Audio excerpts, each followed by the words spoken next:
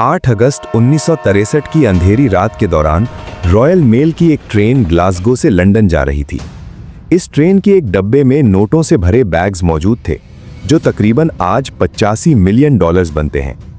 Train के driver Jack mills तेजी से इंजन को रात की तारीकी में भगाते हुए जा रहे थे। तभी अचानक एक क्रॉसिंग पर सिग्नल की लाल रोशनी चमक उठी। ड्राइवर के लिए यह एक एबनॉर्मल बात थी, क्योंकि उस वक्त और उस जगह सिग्नल का लाल होना कोई मायने नहीं रख रहा था।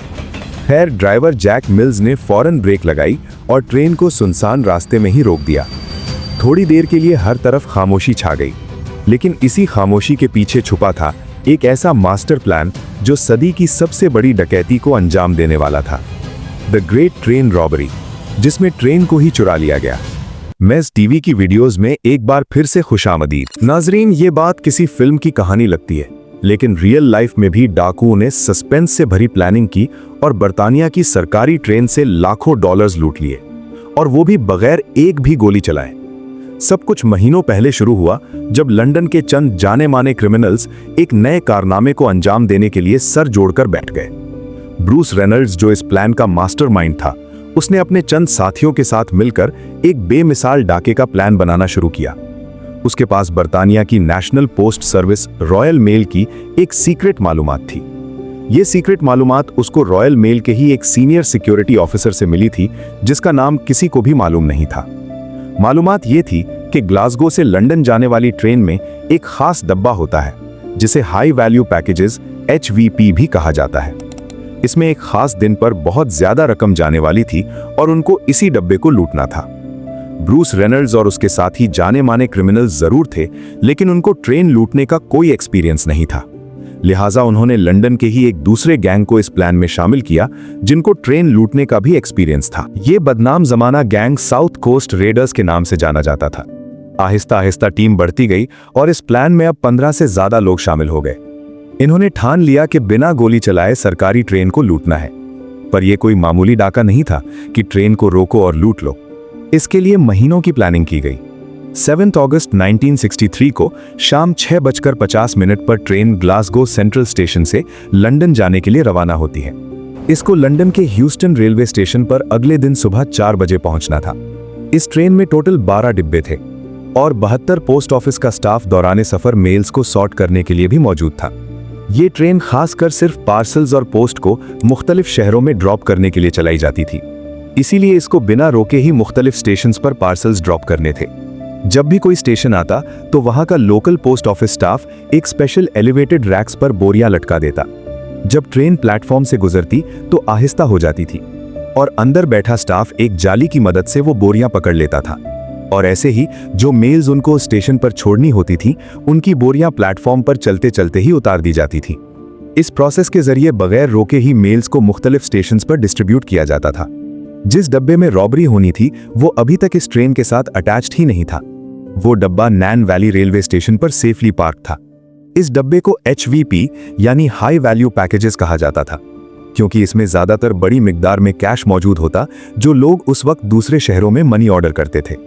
1960 में, यानी इस वाकये से 3 साल पहले, post office investigation branch IB ने HVP डब्बों की सिक्योरिटी को बढ़ाने के लिए इसमें सिक्योरिटी अलार्म सिस्टम लगवाने की हिदायत दी थी, और 1961 में 3 HVP डब्बों में ये सिक्योरिटी अलार्म सिस्टम लगवा लिए गए, और जो पुराने डब्बे थे जिन पर सिक्योरिटी अलार्म नहीं था, उनको रिजर्व में ही रख दिया गया। लेकिन डाके वाला दिन सबसे अहम था। उस दिन सिक्योरिटी अलार्म वाले HVP डब्बे आउट ऑफ सर्विस थे, लिहाजा एक रिजर्व डब्बा M3024M को इस्तेमाल किया जाना था, जिसमें कोई सिक्योरिटी सिस्टम भी नहीं था। ये एक बहुत बड़ी टिप थी जो डाकुओं को रॉयल मेल के इनसाइडर से मिली थी। जब ग्लासगो से निकली ट्रेन नैन वैली रेलवे स्टेशन पहुंची तो रेलवे स्टाफ ने HVP डब्बे को इंजन के बाद दूसरे नंबर पर कनेक्ट कर दिया। ये डाकुओं को मिलने वाली पहली टिप थी, लेकिन दूसरी टिप इससे भी ज्यादा इंपॉर्टेंट थी। नॉर्मली HVP डब्बों में $380,000 के करीब पैसे होते थे, लेकिन क्योंकि पिछला हफ्ता बैंक हॉलिडे वीकेंड था, इसीलिए डाके वाले दिन इसमें $3.8 मिलियन के करीब कैश मौजूद था। और ये थी टिप नंबर 2, यानी जो इत्तेफाक आज के दिन हुआ वो शायद सालों में एक बार होता होगा। 12 गुना ज्यादा पैसे भी जा रहे हैं और इत्तेफाक से सिक्योरिटी अलार्म वाला HVP डब्बा भी खराब था। पर डाकुओं के लिए ये कोई इत्तेफाक नहीं था।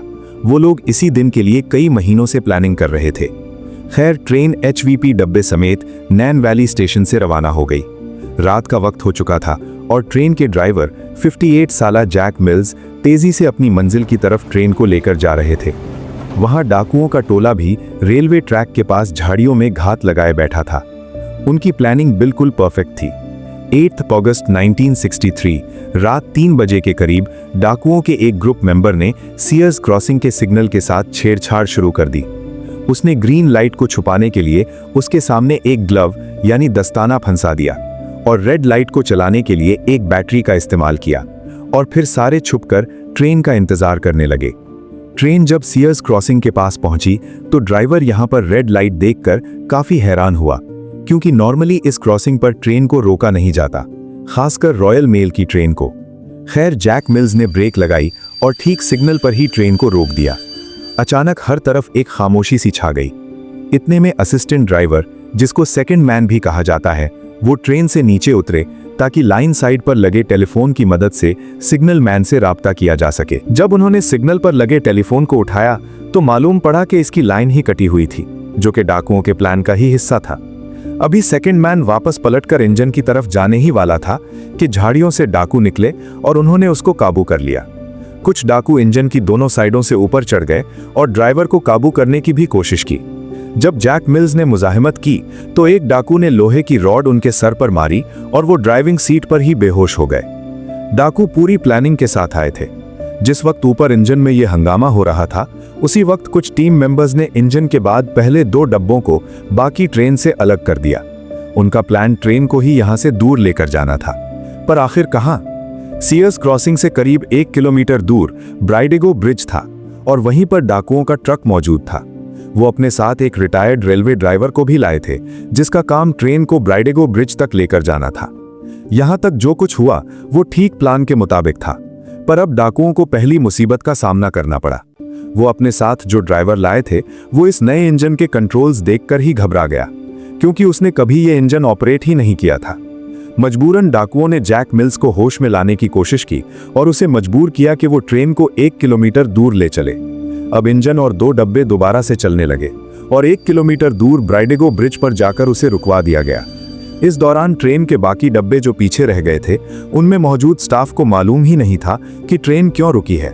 ब्राइडेगो ब्रिज पहुंचकर डाकुओं ने HVP डब्बे के दरवाजे को तोड़ा और अंदर घुसकर 5 स्टाफ मेंबर्स को ठीक ठाक चोटें पहुंचाईं और उन्हें मुंह के बल रस्सियों से बांधकर लिटा दिया और अपनी कार्रवाई शुरू कर दी। HVP डब्बे में टोटल 128 बोरियां कैश से लथपथ भरी हुई थीं। ये $1 और $5 के मुख्तलिफ नोट थे। इनका टोटल वजन करीब 2.5 टन के बराबर था। ट्रेन ब्रिज पर थी और नीचे रोड पर एक ट्रक खड़ी थी। डाकुओं के प्लान के हिसाब से उनके पास सिर्फ 15 मिनट का वक्त था, लिहाजा उन्होंने ह्यूमन चेन बनाई और एक एक करके 128 में से 120 बोरियां ट्रक में लोड कर दी। बाकी 8 बोरियां टाइम कम होने की वजह से छोड़ दी गईं। इनका प्लान बिल्कुल परफेक्टली काम कर चुका था, लेकिन आखिर में सिर्फ एक गलती हुई, जो आगे चलकर इनको पकड़वाने में सबसे मुफीद साबित हुई। जाते जाते एक डाकू ने HVP डब्बे में बंधे हुए स्टाफ को कहा कि 30 मिनट तक यहां से उठने की कोशिश भी मत करना, वरना जान चली जाएगी। डाकुओं के पास एक ऑस्टन लोड स्टार ट्रक थी, जिस पर सारा कैश लोड किया गया, और 2 लैंड रोवर्स भी थीं, जिन पर उन्होंने गवाहों को गुमराह करने के लिए एक ही नंबर लगा रखा था, BMG 7578। वारदात के बाद वो सारे वहां से फरार हो गए। करीब 45 मिनट की ड्राइव के बाद रात के 4:30 बजे वो अपने हाइड आउट में पहुंच गए, जो वारदात की जगह से करीब 43 किलोमीटर दूर ओकली नामी गांव के करीब था। इस दौरान वो VHF रेडियो पर पुलिस की बातें भी सुन रहे थे, जिससे उनको काफी मदद मिल रही थी। ठीक उसी वक्त जब वो अपने हाइड आउट में पहुंचे, पुलिस को भी इस रॉबरी का इल्म हो गया, पर फिलहाल वो बहुत खुश थे। उन्होंने हाइड आउट पर आकर खूब मौज मस्ती की, यहाँ तक कि वहाँ मोनोपोली गेम भी खेली, और वो भी असली नोटों से। पर उनकी ये खुशी सिर्फ चंद मिनटों की मेहमान थी। थोड़ी ही देर बाद उन्हें रेडियो की मदद से पता चला कि पुलिस उनको 50 किलोमीटर के रेडियस में ढूंढ रही है। 50 किलोमीटर का आइडिया पुलिस को उस स्टाफ के बयान की वजह से हुआ, जिससे डाकू आधे घंटे वाली बात बोलकर वहां से फरार हुए थे। तो पुलिस को अच्छी तरह आइडिया था कि आधे घंटे में वो 50 किलोमीटर के रेडियस में ही मौजूद होंगे। ये बात सुनकर डाकू एकदम घबरा गए। अब उनका इस हाइडआउट से निकलने का प्लान जो संडे को था वो उन्होंने फ्राइडे पर शिफ्ट कर लिया। थर्सडे वाले दिन उन्होंने सारे पैसे आपस में बांट लिए। लूटी गई रकम 2.5 मिलियन पाउंड्स के करीब थी। कुछ रिपोर्ट्स के मुताबिक हर एक के हिस्से में 1,50,000 पाउंड्स आए, जो उस दौर में एक बहुत बड़ी रकम थी। यानी हर एक के हिस्से में आज के हिसाब से तकरीबन 3.9 मिलियन पाउंड्स आए थे। बाकी पैसे उन्होंने छोटे छोटे रोल्स करने वाले हेल्पर्स में बांट दिए। उन्होंने फ्राइडे से पहले हाइडआउट में हर एक चीज से अपनी फिंगरप्रिंट्स मिटाई और एक शख्स को ड्यूटी दी कि उनके जाने के बाद वो हाइडआउट को ही जला दे ताकि पुलिस को कोई सबूत ही न मिल सके। उसने पैसे तो ले लिए, लेकिन हाइडआउट जलाए बगैर ही फरार हो गया। इस दौरान पुलिस उन्हें पूरे बकिंगमशायर एरिया में ढूंढ रही थी। हेलीकॉप्टर्स शहर के ऊपर घूम रहे थे, जगह जगह पुलिस की गाड़ियां दौड़ रही थीं और नेशनल मीडिया पर एक बवाल सा मचा था। पुलिस ने इंफॉर्मेशन देने वाले शख्स को $12,700 इनाम देने की भी अनाउंसमेंट की। इस पर हाइडआउट के पड़ोस में रहने वाला एक शख्स सामने आया और उसने पुलिस को इत्तला दी कि 8 अगस्त वाली सुबह यहां काफी हलचल मची थी। शक की बिना पर पुलिस ने फौरन हाइडआउट पर छापा मारा। ये एक लेदर स्लेट फार्म हाउस था जो डाकुओं ने 3 महीने पहले ही किराए पर लिया था। वहां पुलिस को बहुत सारे सबूत मिले जो इस रॉबरी से जुड़े हुए थे, जैसा कि खाली बोरियां, मेल्स और एक ट्रक भी मिला जिस पर जल्दी जल्दी में येलो रंग किया गया था। डाकू यहां से अपनी फिंगरप्रिंट्स मिटा कर गए थे, लेकिन इस मोनोपोली पर कुछ फिंगरप्रिंट्स मौजूद थीं जिसको उन्होंने असली पैसों के साथ खेला था।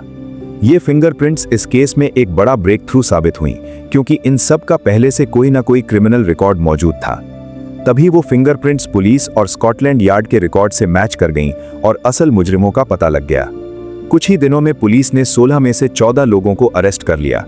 सिर्फ 2 लोग ही पुलिस से बच पाए, जिसमें एक रिप्लेसमेंट ट्रेन ड्राइवर था जिसका असल नाम किसी को भी पता नहीं था, और दूसरा रॉयल मेल का वो सीनियर सिक्योरिटी ऑफिसर जिसकी मुखबरी पर यह सारा प्लान बनाया गया था।